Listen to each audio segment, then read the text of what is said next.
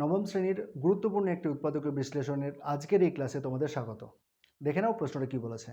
প্রশ্নটা বলেছে x³ - 6x + 4 এই টাইপের উৎপাদকীয় বিশ্লেষণগুলোকে শূন্য পদ্ধতি বা জিরো মেথডের সাহায্যে সমাধান করতে হয়। জিরো মেথড বা শূন্য পদ্ধতি।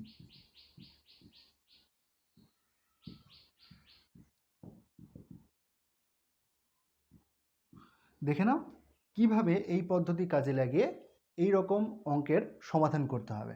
দেখো, এইরকম অঙ্ক করার জন্য আমরা প্রথমে কি করব, শূন্য পদ্ধতি যেহেতু বলছি তার জন্য এখানে x এর মানটা আমাকে এমনভাবে বসাতে হবে যেন এই রাশিমালার মান শূন্য হয়ে যায়। অর্থাৎ এখানে আমরা x এর মান +-1 +-2 +-3 +-4 এরকম বসিয়ে বসিয়ে দেখব যেইটা মানের জন্য এইটা শূন্য হবে সেই মানটাকে কিন্তু আমাদের নিতে হবে। প্রথমে আমরা x = 1 নিয়ে দেখছি। দেখো x = 1, চলো x = 1 নিলে 1 এর কিউব, তাহলে এটা হবে 1 এর কিউব - 6 × 1 + 4। খেয়াল করে দেখো হচ্ছে কত, 1 - 6 + 4, তাহলে এটা হলো 4 আর 1 5 - 6 = -1 নট ইকুয়ালস টু 0। তাহলে x = 1 নেওয়া যাবে না। তাহলে x = -1 নিয়ে দেখি। x = -1, x = -1 নিলে হবে -1 তার কিউব -6 × -1 + 4। এইবার দেখো এটা হবে -1, এটা হয়ে যাবে মাইনাসে +4, সরি +6, এটা হয়ে যাবে +4। তাহলে 6 4 10 থেকে 1 বিয়োগ মানে হচ্ছে 9 নট ইকুয়ালস টু 0। তাহলে এটাও কিন্তু নেওয়া যাবে না। এইবার আমরা কি বারবার করে এরকম শুধু মান বসিয়ে বসিয়ে দেখব আর এরকম করে অঙ্কটা আরও লেংদি হয়ে যাবে? এরকম কিন্তু আমরা করব না।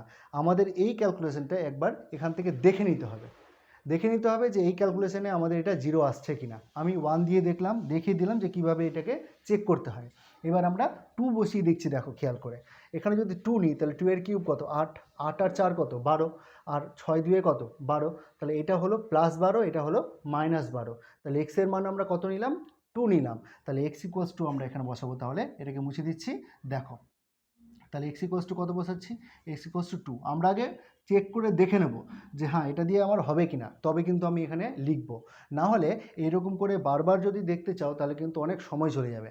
তাহলে x = যদি 2 বসাই তাহলে কি হবে, এটা 2 এর কিউব -6 × 2 + 4। তাহলে এটা হলো কত, 8 - 12 + 4। তাহলে 8 4 12 থেকে 12 বিয়োগ করলে 0। আমরা দেখলাম যে x = 2 বসানোর জন্য কিন্তু 0 হয়ে গেল। তাহলে অতএব x - 2 = 0। x = 2 মানে কি, x - 2 = 0। এইবার এই অঙ্কটাকে করার জন্য যে পদ্ধতি কাজে লাগাবো, দেখো এবার এখানে x এর সর্বোচ্চ পাওয়ার কত আছে, 3। তার জন্য x - 2টাকে 3 বার লিখব। তাহলে দেখো x - 2, x - 2, আরেকবার x - 2। ঠিক আছে, এটাকে একটু দেখছি এইদিকে। চলো এইবার আমার এখানে আছে কত, x³। তাহলে x এর সঙ্গে কত গুণ করলে x³ হবে, আমি জানি x² গুণ করলে x³ হয়। তাহলে গুণ করছি, x² আর x গুণ করলে x³ হয়ে গেল। প্লাস মাইনাসে -2 আর x² গুণ করলে 2x² হয়ে গেল। আমি এবার উপরে দেখছি x² কোনো টার্মই নাই, তাহলে আমাকে x² টার্ম 2x² টার্মটাকে এলিমিনেট করতে হবে। তাহলে 2x² টার্মটা মাইনাস আছে, তাহলে একটা +2x² লাগবে। তাহলে +2x² আনতে গেলে খেয়াল করে দেখো এক্সকে কত দিয়ে গুণ করতে হবে, 2x দিয়ে না, তাহলে +2x দিয়ে গুণ করতে হবে। তাহলে +2x² হয়ে গেল। প্লাস মাইনাসে -4x। এবার দেখো এখানে -6x আছে, -4x তো চলে এসছে, তাহলে -2x লাগবে। তাহলে -2x + 4। দেখো এবার এই জিনিসটা কিন্তু মিলে গেল। এইবার এই রাশি তথ্যের থেকে x - 2 এখানেও এখানেও এখানেও, তাহলে x - 2 কমন যাবে না। তাহলে x - 2টাকে কমন নিলাম। পড়ে থাকলো কি, দেখো এখানে x², এখানে পড়ে থাকলো 2x, আর এখানে পড়ে থাকলো -2। এইবার আমরা দেখছি এইটাকে উৎপাদকীয় বিশ্লেষণ করা যাচ্ছে কি না। তাহলে এখানে মাইনাস প্লাসে মাইনাস লিখলাম আমরা, এখানে মাইনাস প্লাসে মাইনাস, 2 আর এখানে 1 কত, 2 আর এখানে 1, 2 একে 2। তার মানে 2কে ভাঙিয়ে বিয়োগ করে কি 2 আনা যায়, যায় না। তার জন্য এটার আর উৎপাদকীয় বিশ্লেষণ করা যাবে না।